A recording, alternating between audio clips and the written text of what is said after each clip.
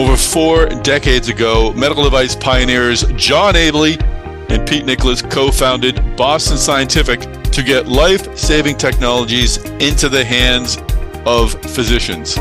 Today, thousands of Boston Scientific employees are continuing that mission. We'll begin to tell their stories here on the Boston Scientific Talks podcast.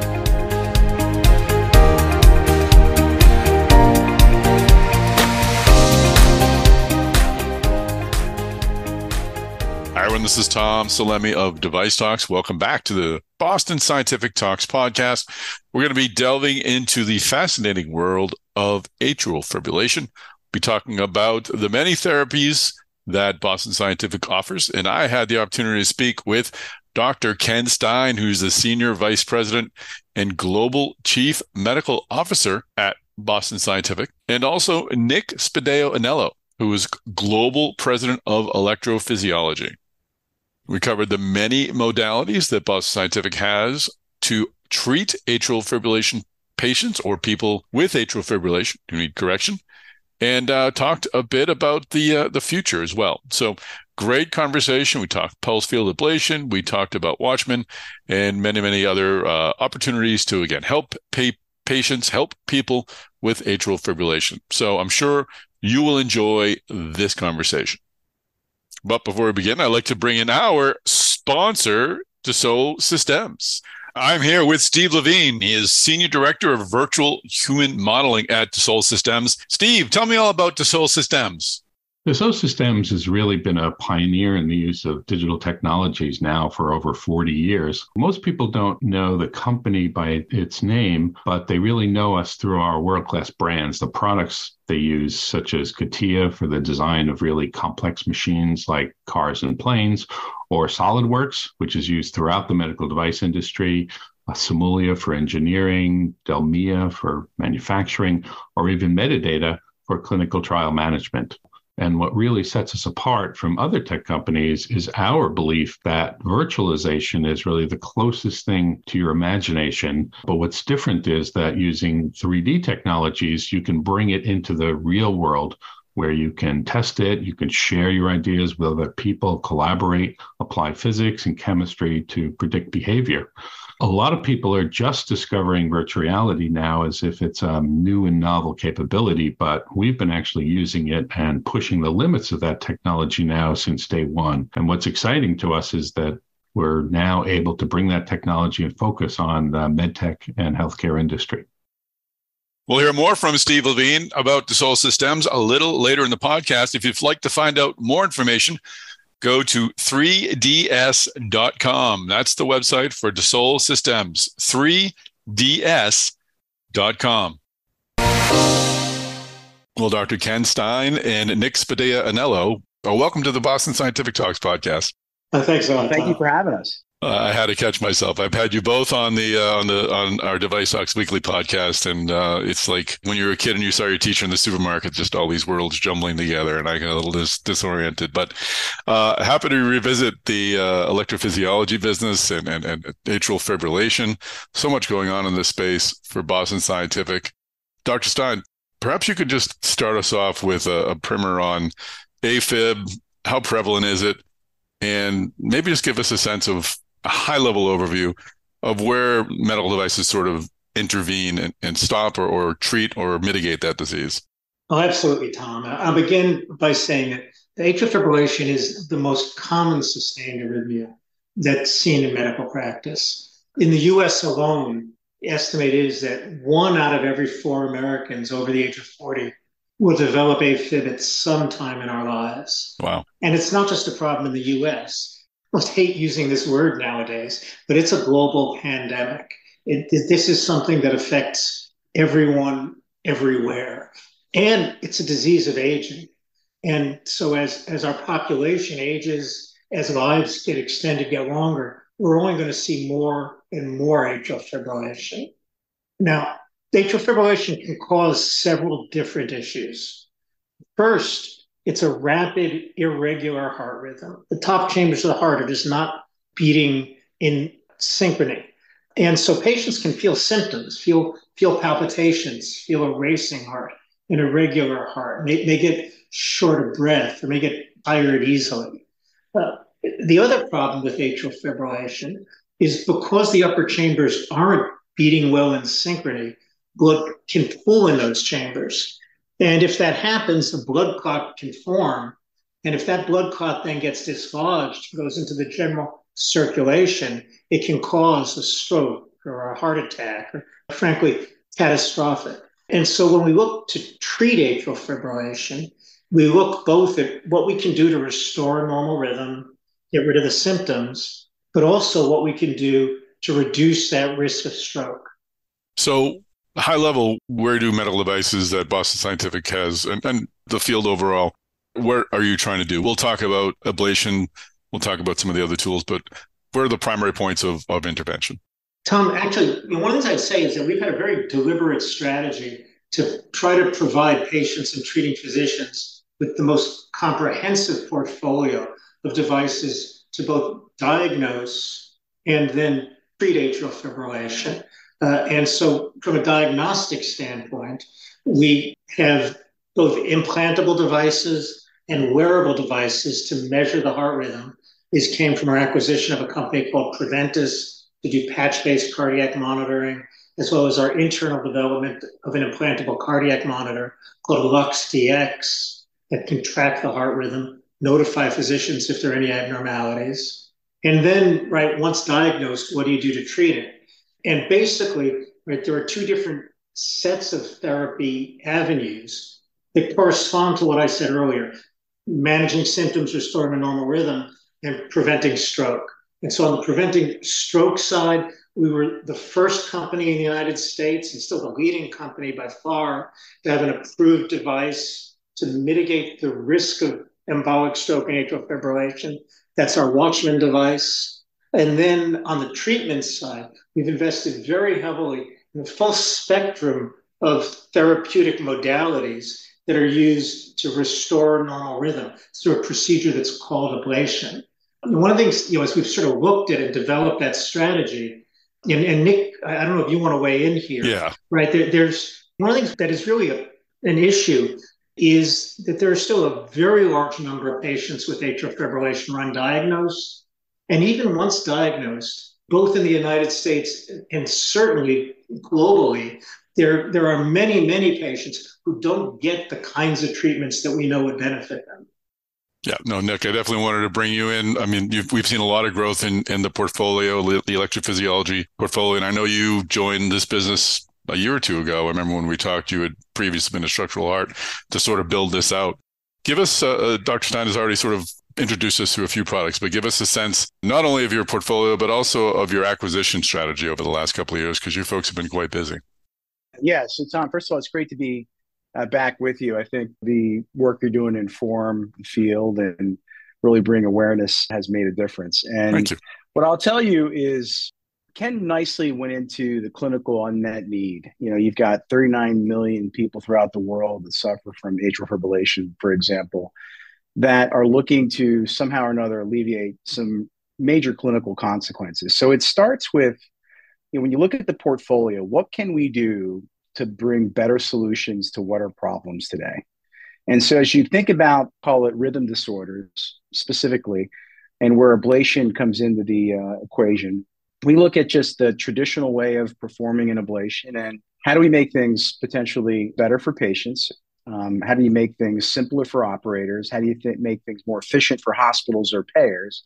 And we start with that in mind and understand what are the problems today, even though there's some decent solutions that they're currently working with. And right now, when you look at just, call it the solutions that exist for patients in terms of being treated, the time it takes to be consulted by a physician to actually get a therapeutic delivery could be weeks or months, and even, quarters, depending on which institution you are visiting. And so we see that being a big problem. The patient should be treated as soon as possible. And there's a lot of evidence that Ken can talk to that shows the sooner you treat a patient, the sooner you're going to get better clinical outcomes. And we know that the procedure, call it today, when you do an ablation, you take anywhere from, call it 60 to 120 minutes or more. How do we make things more efficient for the patient and for the operator, simpler, And so the workflow doesn't get really hung up in terms of being able to treat these patients in a timely and effective way in an institution. And obviously, time is money. I mean, some of these technologies could be rather expensive, and the follow-up associated with it, and call it clinical outcomes, could always be better. You always strive to try to do more than you can. So when you look at the portfolio, we start with the problem. And as you look at our portfolio today, it's evolved from RF therapies in our EP ablation portfolio to some of the more advanced cryoablation techniques to now pulse field ablation, which we think could be incredibly transformative. And we're starting to see that in markets where we had that technology approved. And also, trying to simplify things with gaining access to the left side of the heart with the acquisition of our Baylis technology. So when you look at the portfolio, how do you make things better in terms of outcomes for patients, simpler for operators, much more efficient for hospitals? And we think the technologies that we've acquired as of recently really helps try to make the solutions better for some of the problems that exist, even with some of the therapies people are working with today to advance care. Interesting. Ken, can you take us into the clinic? You were or are a cardiac electrophysiologist. What is the procedure like? Is it complex? Obviously, it requires a level of skill, but is it something that if someone has the tools and has obviously the training, it can be done easily enough? Or is there a lot of finesse, a lot of touch, a lot of things that really separate highly skilled practitioners from maybe for the rest of the crowd? How do I say this nicely? I always say, and to be honest, but in any given room, half the doctors in that room are in the bottom half of doctors in the room. There always is going to be a spectrum of people's skills, and that I don't think there's anything wrong with saying that. It's just acknowledging reality, and it does get to our strategy, right? Part of the issue: how do you deal with this pandemic of atrial fibrillation in a way that's scalable and sustainable? You have to democratize the procedure. You have to turn it from a procedure, right, that only the most skilled or the cream of the crop can do, into something where you can get reproducibly good, reproducibly safe, and reproducibly quick results, right, from the typical practitioner. So this is something that has evolved considerably from when I was doing these procedures. And if you go back, 14, 15 years ago when I was at Cornell, this was an incredibly painstaking and incredibly detailed procedure.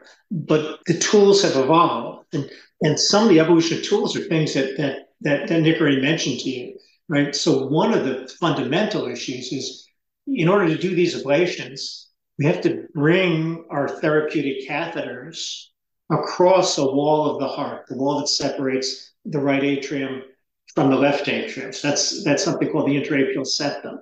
Right. And again, back in the Stone Ages when I was doing this, you literally took a needle well, you can't see this. I mean, I run a podcast, but it's a needle that's sort of the size of a small human being, right, in terms of length, and Wow. introduce it from the leg all the way up to the heart, and then puncture across that septum. Now, you can imagine that is not a procedure that you want just anyone doing on. All right.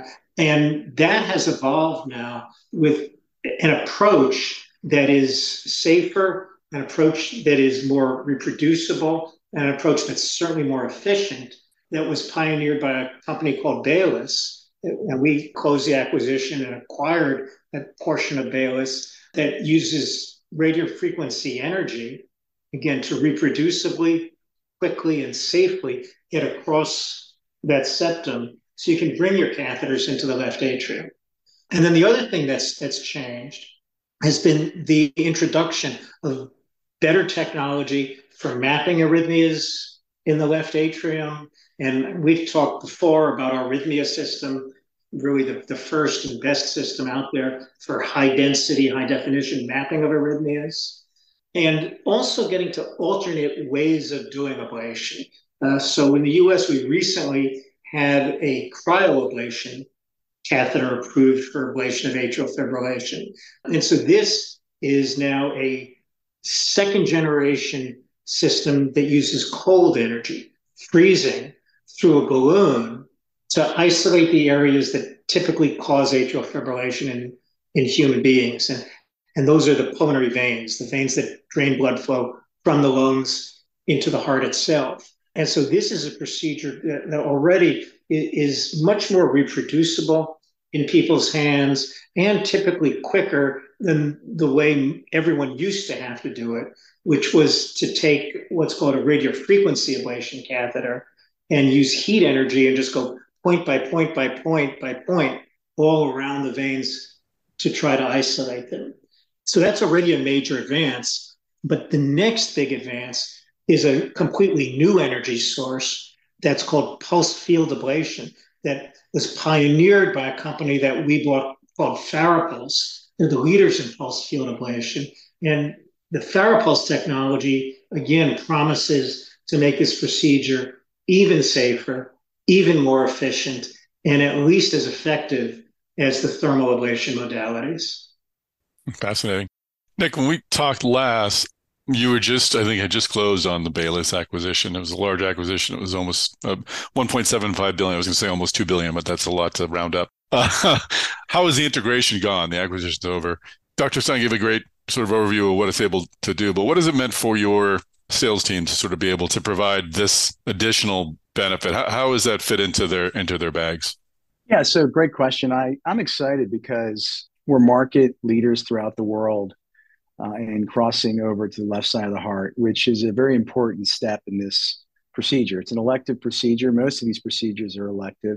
And so the last thing you want is, when you're trying to gain access, precision to the left side of the heart, that you have a tool that does so and simplifies things for the operator and makes things more effective. And we've seen that. The nice thing is that it's exceeded our expectations. We knew it was a big growth area for us, continues to be a big growth area for us. And so the integration in terms of just evolving the technology, trying to integrate it with some of the newer technologies Ken was highlighting with our Polar X cryoablation system and our FARAPULSE system. So these will be technologies that we're going to integrate with our transseptal crossing system with Baylis, now our Access Solution system. And so we've exceeded expectations in terms of what we thought we could do in terms of treating patients. And we're excited because the technology really exemplifies itself with the user experience. When a user uses this technology, it certainly simplifies things. It makes things a lot more precise in terms of where they want to position that catheter in the left side of the heart to really drive better overall outcomes and results. And again, that kind of fits into our overall mission, is just how do you simplify things? How do you drive better outcomes for the patients and more efficiencies for the hospitals and the payers? And so we're really excited about what it has brought and what it will continue to bring in the future as we see the number of ablation patients that we treat and WATCHMAN patients that we treat with the ability to cross over the left side of the heart and do so in a really meaningful and effective way. Interesting. We'll take a quick break from this conversation to bring back our sponsor, Dassault Systems. I'm speaking with Steve Levine. He is Senior Director of Virtual Human Modeling at Dassault Systems. Steve, tell me, how does Dassault Systems work with medical device companies? Working with med device companies is really the best part of my job. What we do is we provide these companies with a platform that creates what we call digital continuity across all of the operations that they have, from the earliest phases of creating ideas for their products all the way through the regulatory approval. I lead the team that's developing a new and previously missing piece of that value chain, which is fully functioning computer models of human body and organ systems, so the researchers can actually understand the patient's medical conditions, design, test new treatments in human models, rather than relying on costly lab setups or in animal models. I like to call them crash test dummies for medical devices. So say you're designing a new LVAD or a surgical robot using computer-aided design tools, you now have a realistic 3D patient to use before you ever even build a prototype. From a business perspective, you might say we focus on eliminating the massive translational problem of going from the lab to the clinic that these days really limits the innovation in medical devices. So, Steve, we hear a lot these days about things like digital twins and the metaverse. How does that all apply to medical devices? We think for the most part, what we're really all talking about is the integration of the virtual worlds that companies have been using internally for their R&D with the consumer world that people now see, which is really profound. Bringing these two worlds together is really a powerful metaphor We like to use the term virtual twin, which describes the connection between these two worlds. For us, we've been doing this for many years. We use this term to include realistic models of everything from surgical robots to manufacturing lines, all the way to a patient's heart or brain or kidney, et cetera. There's no doubt that the digital transformation that's now happening in healthcare is a game changer. We think it's primarily because digital tools are the language of machines, which opens up the world of robotics, the use of artificial intelligence everywhere, and of course, advanced visualization that helps clinicians interpret the complex data sets that they're now getting from everywhere. Finally, Steve, these are exciting times. How do you see the medtech industry changing in the future?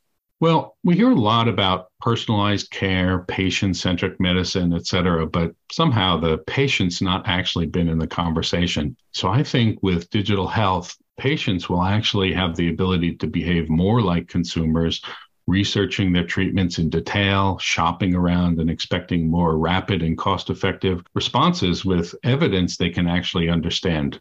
We think virtual twin technologies will be at the heart of that process. It's really the best way to capture the complexity of all of the care they're getting and kind of a universal way for the team all around the patient's care to communicate and share experience. We even see regulators now recognizing that the current model for clinical trials is outdated, and including virtual twins in some form of synthetic patients is not only more cost effective, but reduces uncertainty and can be far more ethical. So I think companies who truly understand this will develop close long-term relationships with their customers. They'll be the winners by expanding their customer base easily by an order of magnitude as their patients become consumers and much more empowered. All right. Well, thanks again to Dassault Systems for sponsoring this episode. Thanks to Steve Levine, Senior Director of Virtual Human Modeling, for joining us today. And if you'd like to find out more information about Dassault Systems, go to its website. It is 3ds.com.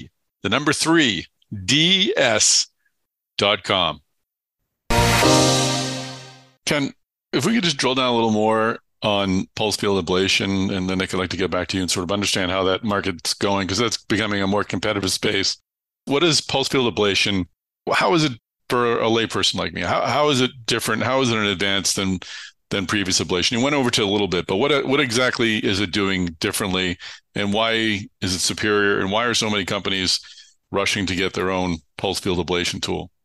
Yeah, Tom, I hope you don't mind if I maybe reframe the question a little bit, because I have to be very careful not to speak generically about pulse field ablation. So we can talk about what the advantages of pulse field ablation can be when it's done well, but they're not necessarily inherent in the idea of pulsed field ablation itself. And the beauty of pulsed field ablation is if you tune it properly, and I'll say what I mean by that in a moment, right, is that it can be relatively selective for cardiac tissue. And right, the disadvantage of thermal ablation, whether it's heat or cold, is that all tissues in the body are sensitive to heat and cold.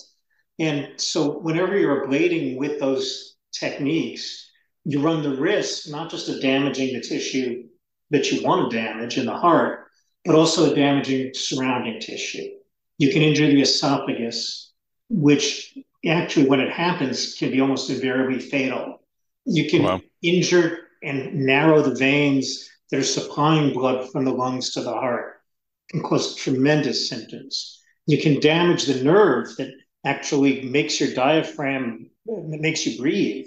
Again, I don't have to go into the why that's not a good thing, right, when that happens. All right. And so the promise of pulse field ablation with a technology like FARAPULSE is that if you do it right, you can ablate within the heart and avoid any of these, really the most feared complications of the procedure. Now, what does it mean to do it right? And this is, I think, is where the rubber hits the road, and where I sort of worry a bit, when people just start talking about pulse field ablation without looking at a specific system like FARAPULSE, because it's very different from anything we've used previously. And so to be able to ablate effectively, but still avoid these kinds of complications, is really highly dependent on three things.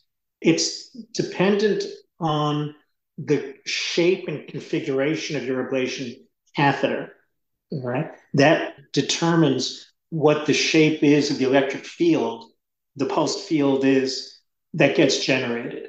And FARAPULSE is unique at this point in terms of the systems that are well into clinical testing and having been developed from the ground up as a pulsed field ablation catheter.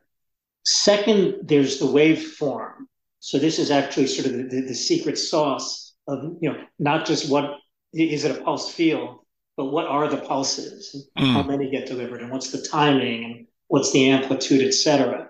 And again, that obviously plays a big role in being able to ablate tissue without causing thermal damage. And then last is the dosing recipe, right? So where do you put your lesions in the heart? How many of them are they? What's the configuration of the catheter when you do that? And again, FARAPULSE got a very early head start on doing this in this space, are the leaders in terms of published clinical data to date. And I think really, far ahead of anyone else that I'm aware of at this point in having compelling short-term and long-term clinical data that you can use the FARAPULSE PFA technology, again, to be at least as effective as thermal ablation, to be safer than thermal ablation, and to be significantly more efficient than thermal ablation.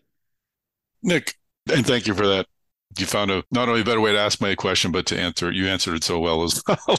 But Nick, what does that mean? I mean, we, as again, someone in the media who's hearing about other companies who are developing systems, calling them pulse field ablation, and I'm sure they are.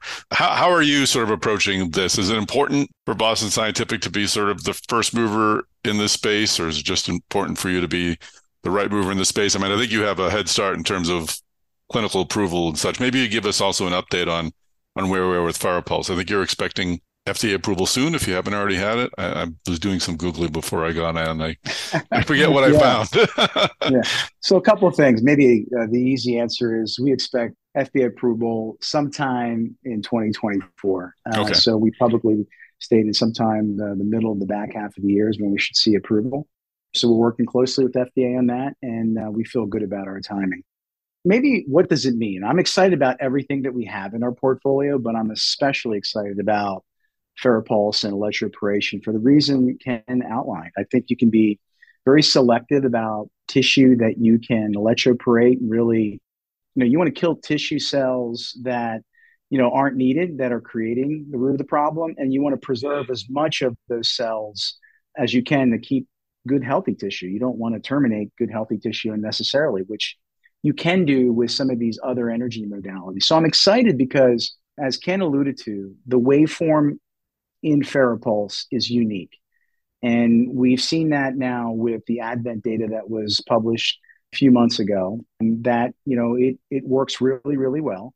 It works as good as traditional energy modalities. And it just happens to be incredibly efficient. Again, being able to treat more patients in a hospital, in a lab, a cath lab day, is a meaningful difference for hospital administrators. And it's a meaningful difference for patients because they don't have to wait that long to be treated. So they can live a longer, better life a lot sooner.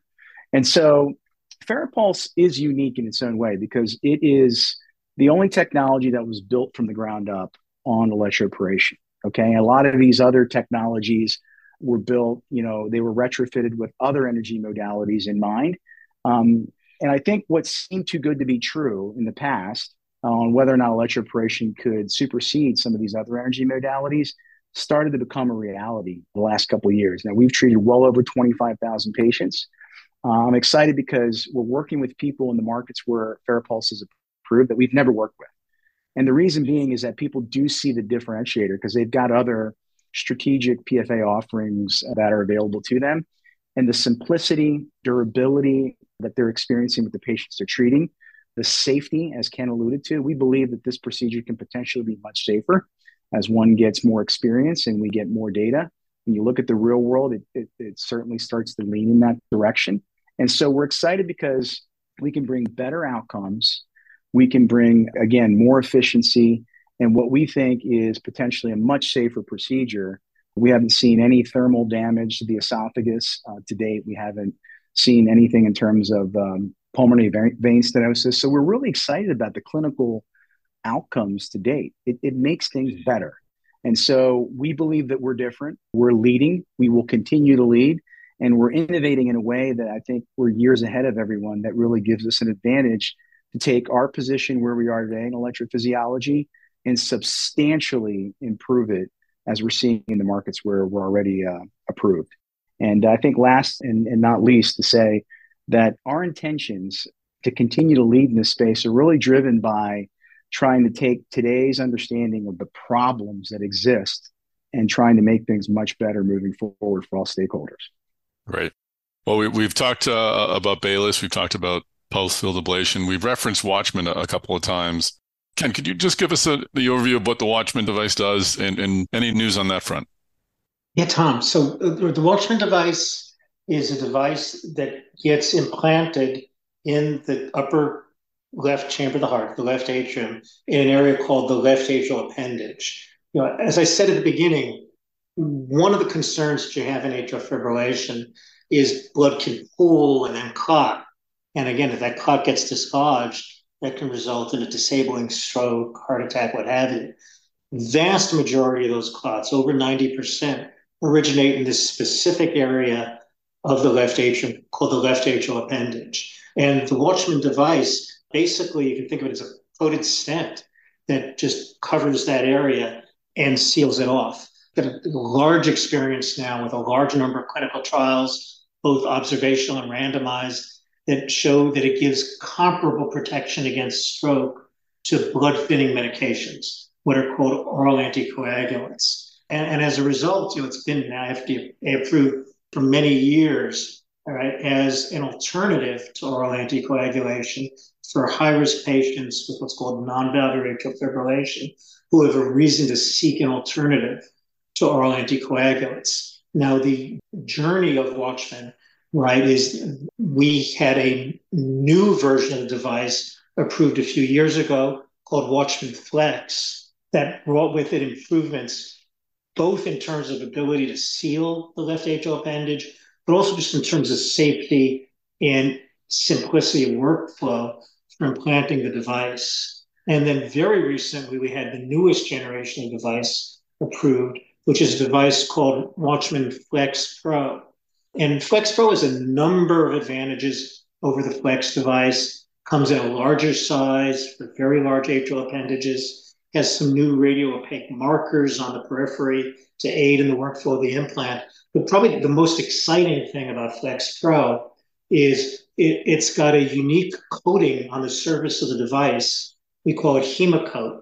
And we've shown in preclinical models that it can accelerate tissue healing over the device and hopefully prevent the development of blood clots on the outside surface of the device, something called device-related thrombosis. Right now, to help prevent that, patients still need to take blood-thinning medications for a period after the implant.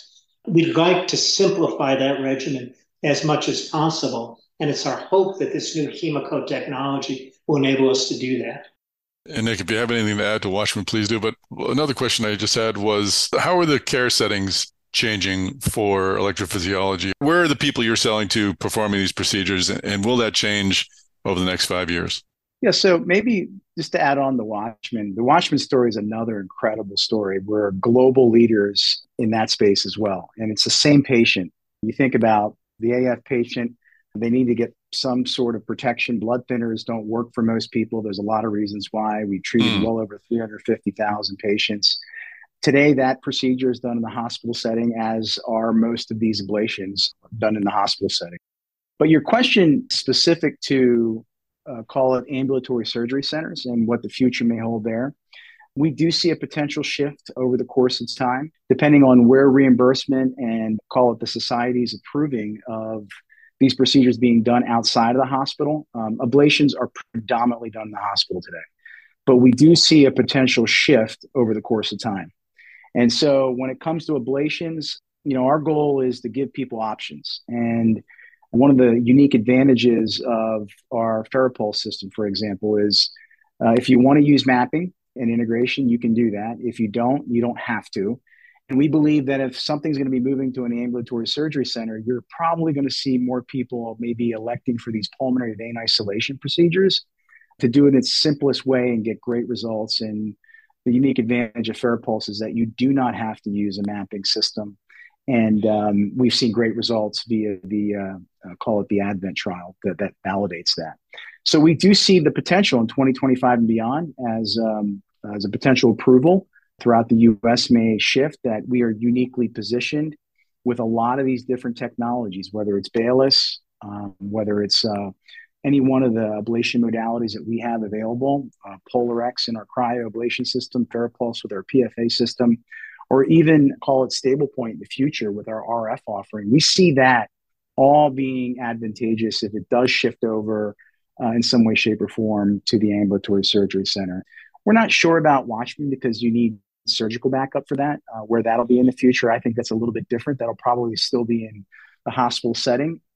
But again, as I look at the portfolio, we've got a leadership position, global leadership position in, call it, 3 of those key technologies with FARAPULSE, with WATCHMAN, and with Baylis in our Access Solutions product line that really uniquely positions us, not only whether the setting's going to be in the hospital or ambulatory surgery arena, that uniquely allows us to win in the long term. Excellent. Yeah, and Nick, maybe if I could just to expand on that a bit, because even before you start thinking about moving out of the hospital to the ASC, we saw during COVID a huge impetus to not admit people to the hospital and do these procedures as day procedures. And the same advantages Nick talks about in our portfolio, again, Baylis, POLARx, FARAPULSE, being able to do procedures more safely, being able to do procedures more efficiently, helps in that transition to same-day procedures, even ahead of procedures moving out of the hospital to the ASC. Interesting. I want to ask one final question sort of about where we're headed, but just so I understand one specific, what are the benefits of not having to do mapping with pulse field ablation? Is it just allow for a quicker procedure? Why is that a benefit? Yeah, I can take that, Nick, if you want. And it's right. It's a faster procedure.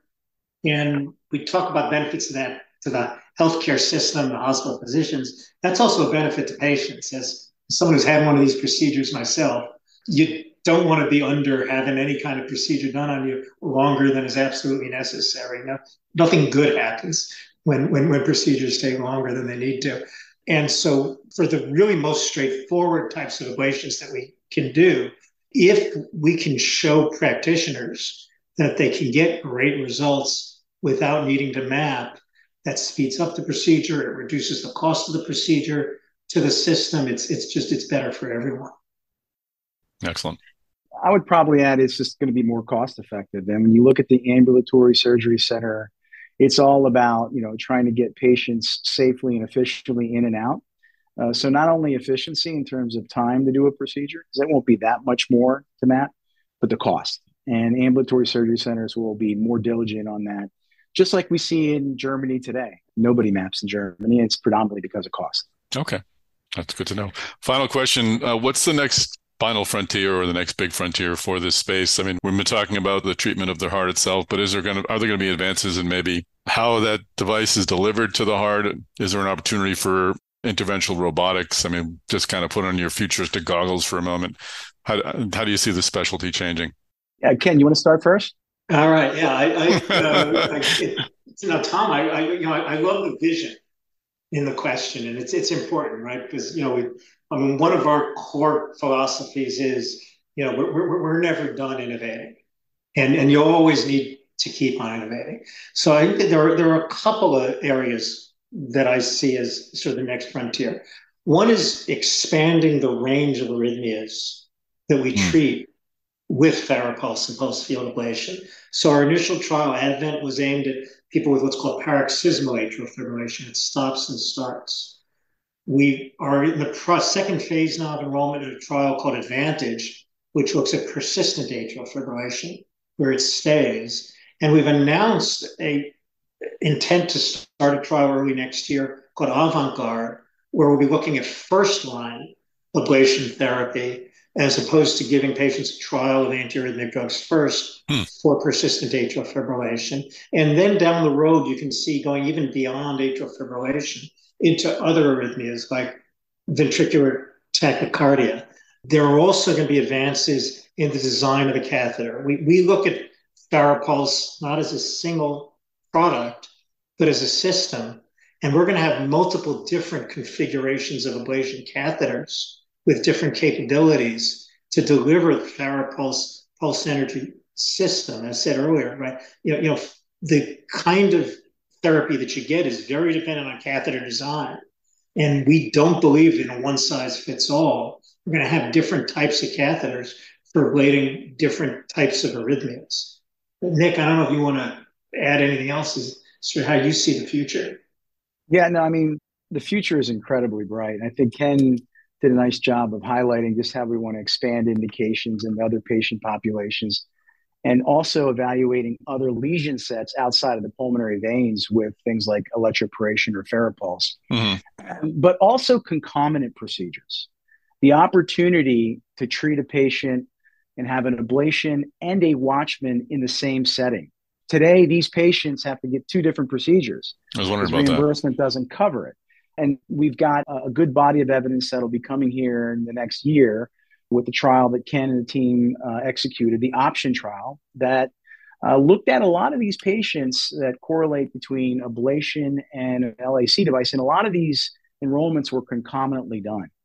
We think we have evidence that could potentially demonstrate the safety and the efficacy of this. And we're uniquely positioned when you look at products like WATCHMAN and FARAPULSE in the same procedural setting to give patients what we believe one procedure, being more efficient for payers, being more efficient for hospitals, and not having workflow backup of having two different procedures scheduled. And most importantly, really benefiting what we think the patient having one procedure done versus two.